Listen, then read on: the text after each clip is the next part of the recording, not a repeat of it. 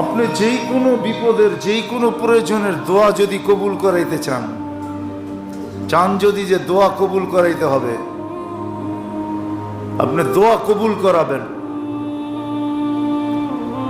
আপনাকে যদি কবুল করাইতে চান, আপনি যদি কবুল করাইতে চান তাহলে একটা সিস্টেম আছে।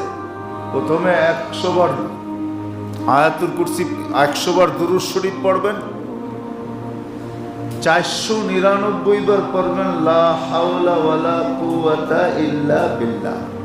এই পর্যন্ত, আগে না। কিন্তু যে সময় 500 বার পড়া হবে, শেষ বারে পড়বেন লা হাওলা ওয়ালা কুওয়াতা ইল্লা বিল্লাহিল আলিয়্যিল আযীম। 500 পড়া হয়ে গেছে, তারপরে 100 বার দুরূদ শরীফ পড়েন। এইভাবে কয়েকদিন পড়া দোয়া করেন।